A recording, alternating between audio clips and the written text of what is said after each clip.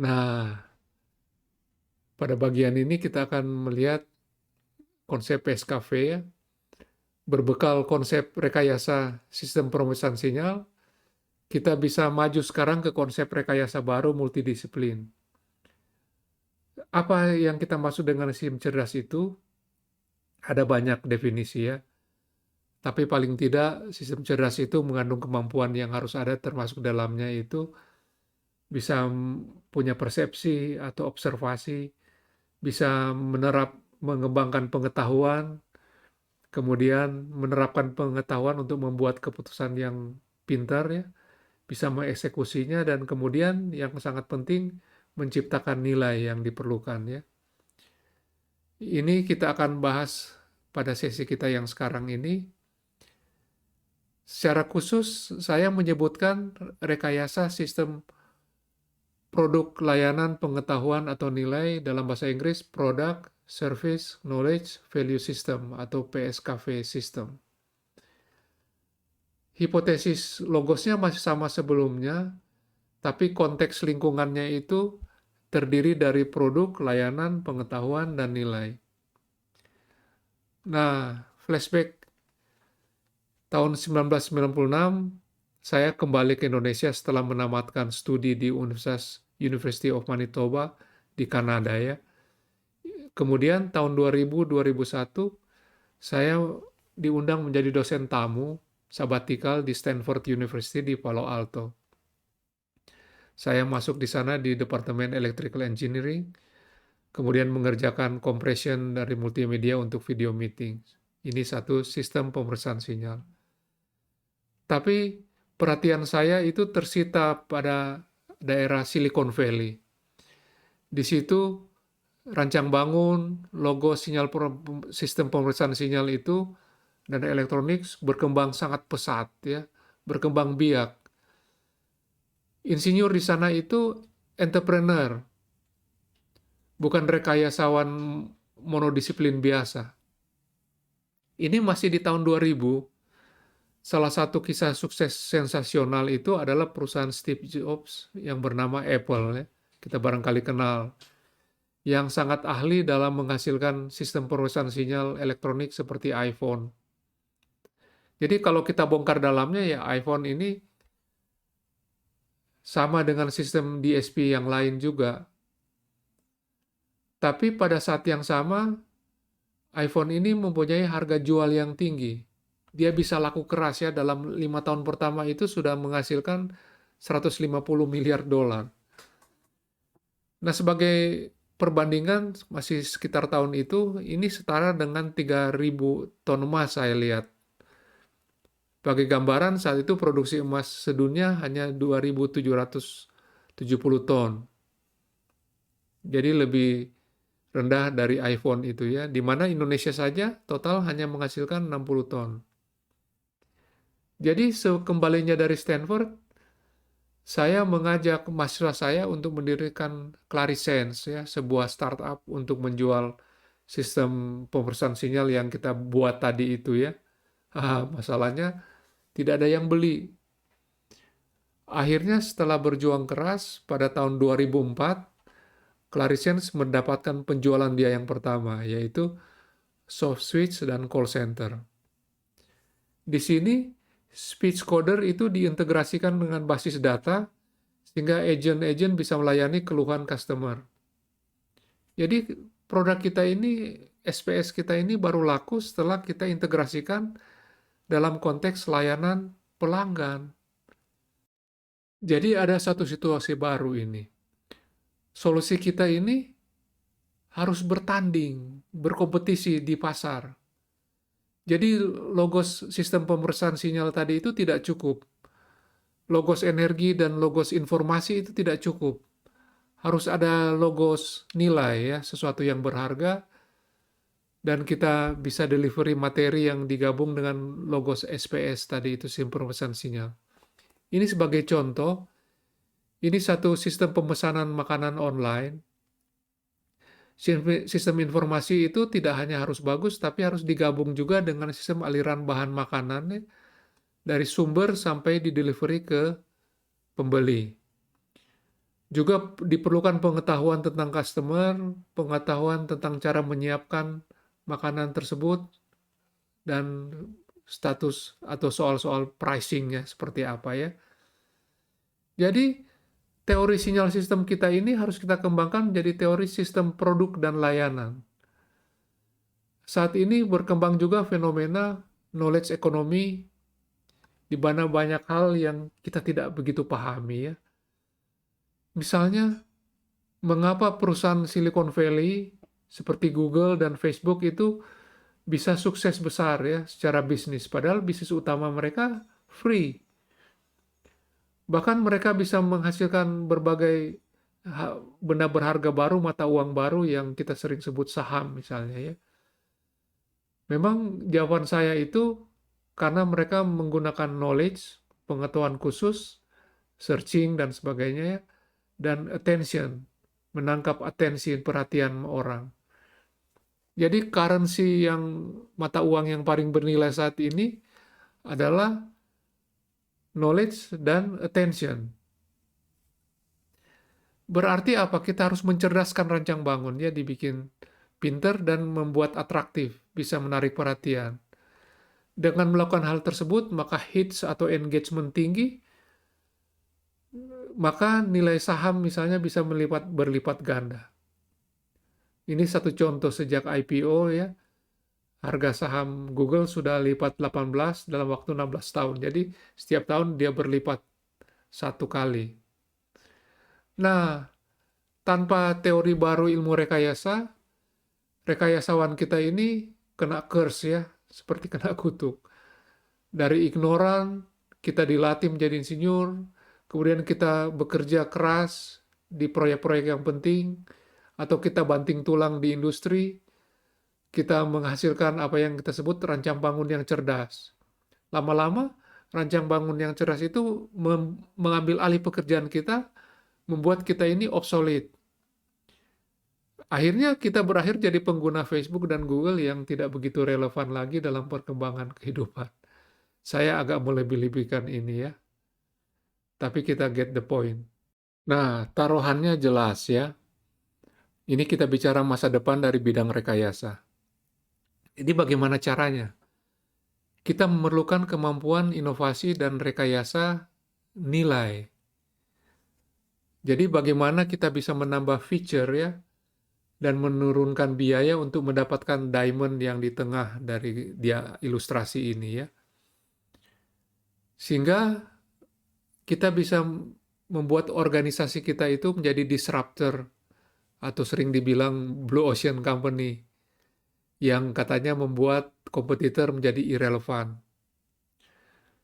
Tapi sesungguhnya organisasi bisnis itu perlu bersaing dalam satu model bisnis yang sustainable seperti dalam kerangka ini ya. Terlebih di era wabah saat ini ya. Untuk itu kita perlu datang dengan perancangan dari value proposition yang terkait dengan produk, layanan, pengetahuan, dan nilai, dengan features-features yang menarik attention. Dan ini kemudian kita wujudkan dalam berbagai aplikasi, rekayasa, maupun sistem perusahaan sinyal secara umum ya, dengan tujuan value creation dan asset readiness. Ini ilustrasi aja, bagaimana impact feature yang pas ya, harga bisa meningkat. Kalau kita penggemar kopi itu, kalau kita beli kopi secara komoditas, satu cangkir itu kira-kira Rp100 harganya ya. Dalam bentuk saset, sudah Rp2.000-3.000 per saset, per cangkir. Kalau kita beli itu di tempat seperti Dunkin Donut misalnya ya, itu barangkali sudah Rp10.000 per cangkirnya. Nah, dalam bentuk kopi Starbucks atau yang online, sudah Rp50.000 harganya. Jadi, di sini kita lihat peran inovasi layanan dan peran inovasi nilai terhadap value dari harga dari sesuatu yang menjadi kebutuhan ya. Karena kita bicara menambah daya saing terhadap sesuatu yang diperlukan. Kemudian ditambah lagi konsep bagaimana pengetahuan ya bisa menghasilkan buah-buah nilai. Di sini saya memang meminjam konsep pohon ya, di mana akar-akarnya itu pengetahuan yang subur, yang membuat pohon ini bisa menghasilkan berbagai buah yang diperlukan ya dan bisa berkompetisi. Saudara sekalian, semua yang saya uraikan ini sedang dikerjakan, tapi bukan oleh rekayasawan. Ini problemnya. Either kita menjadi tidak relevan, ya irrelevan, atau dunia kehilangan pelayanan kreativitas dari rekayasawan. Sehingga tantangan bagi kita itu untuk datang dengan ilmu rekayasa yang bisa memberdayakan insinyur di abad 21, dan ini kita terjemahkan bagaimana menemukan logos rancang bangun yang kita perluas ya, mencakup penciptaan nilai yang bisa berkompetisi. Nah, itu kita sebut yang seperti itu PSKV ya, produk, layanan, pengetahuan, nilai, product, service, knowledge, value system. Nah, sekarang kita bicara teori tentang PSKVS, bagaimana cara kita merekayasa PSKV sistem ini. Kita harus meletakkan rekayasa dalam konteks yang lebih luas, itu poin pertama ya. Dalam skema yang saya usulkan ini, tetap ada 4 kebutuhan narasi ya. 1, requirement rancang bangun. 2, teori realitas yang nanti mengarah kepada instrumen. 3, kreasi ya, rancang bangun dengan merangkaikannya secara kreatif. Kemudian kita delivery, kita konstruksi rekayasa, hasil rekayasa kita rancang bangun kita sebagai solusi. Nah, apa yang berbeda di sini? Yang berbeda di sini kita memerlukan teori tentang realitas, di mana lingkungan PSKV ini akan berada. Nah, khusus untuk rekayasa PSKV, ada 4 perspektif realitas ya. Pertama itu fisik, realitas fisik. Kedua, saya sebut fisiologi atau biologi fisiologi. Ketiga, kultur budaya. Keempat itu perspektif nilai ya.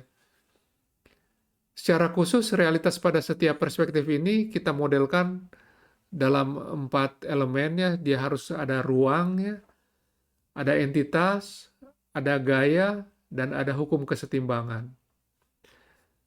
Kita sebagai rekayasawan perlu memahami kaitan perkembangan realitas ini dengan peningkatan kesadaran manusia akan realitas. Nah, ini ada satu metafora yang menjelaskan teori PSKV sistem ini ya. Jadi kita mulai seperti dalam bab-bab sebelumnya, masalah rekayasa itu kita mulai dengan masalah. Titik 1 ya, poin 1, masalah itu bagaimana menaikkan nilai di receiver. Ada gap value di sana. Kemudian langkah kedua, rekayasawan harus menemukan sumber nilai itu ada di mana di lingkungan itu. Kemudian langkah ketiga, dia kemudian merancang ya sistem untuk mengalirkan nilai dari sumber ke receiver. Keempat, nah salah satunya itu dengan merancang layanan pengangkut nilai ya, menggunakan produk namanya kendaraan ya.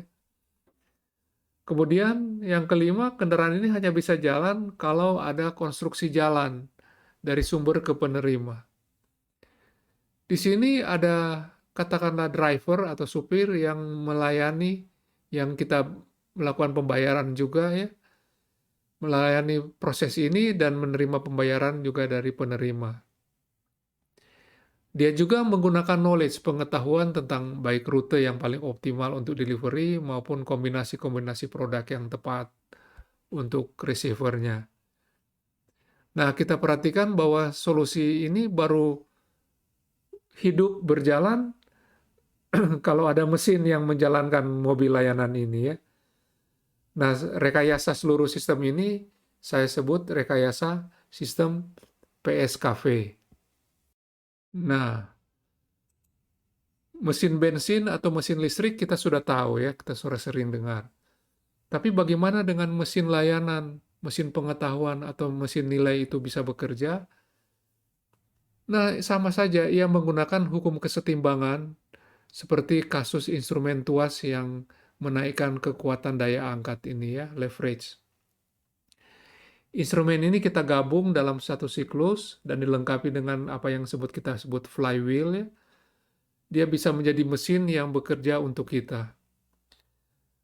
Dalam teori PSKV sistem ini, mesin bisa bekerja pada berbagai level ya, pada level produk, pada level service, knowledge atau value secara adaptif. Aplikasi online, taksi online misalnya ya, di tahap-tahap tertentu itu menggunakan mesin finansial untuk katakanlah mensubsidi penumpang atau ongkos kirim sehingga penumpang tertarik menggunakan layanan ini. Nah, sistem PSKV ini akan semakin kuat apabila kita bisa mendrive dia itu oleh berbagai mesin. Saya memperpanjangnya, mengextend konsep sinyal dan sistem itu menjadi logos PSKV yang memiliki dua pengguna sekarang. Di sebelah kiri itu source-nya, sebelah kanan itu receiver-nya, dan di bawah itu didukung oleh lingkungannya. Jadi PSKV ini mempertukarkan value yang dimodelkan seperti mata uang, pertukaran currency ya, mata uang. Nah, proses rekayasa PSKV itu, rekayasa itu sendiri adalah sebuah PSKV. Kita lihat bahwa dalam satu smart engineering ya, kita meminjam konsep evolusi ya, dengan melakukan evolusi prototip secara bertahap, di mana terjadi perkawinan silang antara logos generik dengan logos terbaik yang ada di luar, sehingga proses evolusi itu terjadi dari tahap generik menuju ke fungsional, arsitektural, dan realistik. Sama seperti pada kasus sistem pemrosesan sinyal, teknologi virtual prototyping ini sangat diperlukan untuk proses ini. Jadi sebetulnya esensi dari rekayasa ini adalah penghasilan nilai dan esensinya itu pemampatan ya. Nilai yang bernilai tinggi itu dipampatkan ke dalam bentuk atau form yang biayanya itu rendah.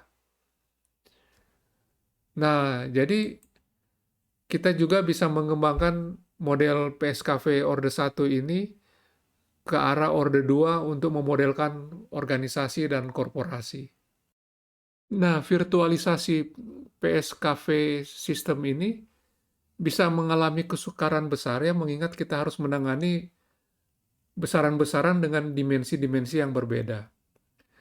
Nah, salah satu ide yang orisinal di sini adalah kita memanfaatkan skema currency exchange, pertukaran mata uang ya, baik secara eksternal maupun kita lakukan di dalam internal organisasi.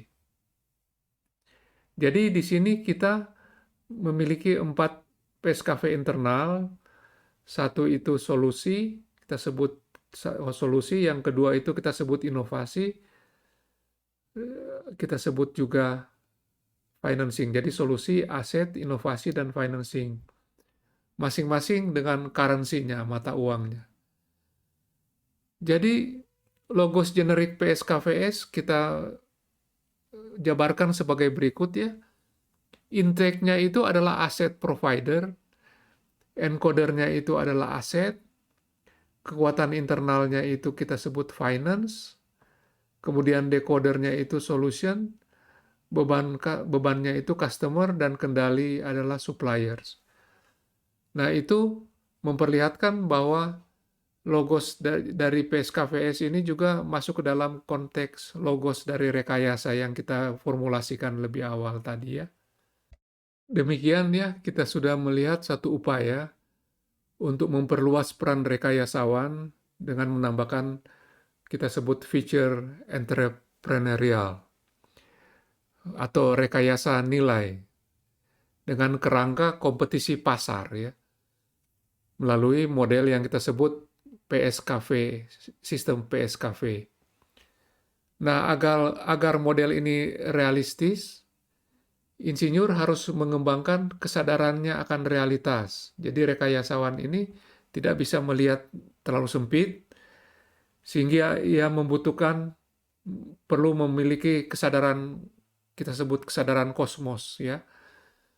Ini yang akan kita bahas pada bagian berikutnya.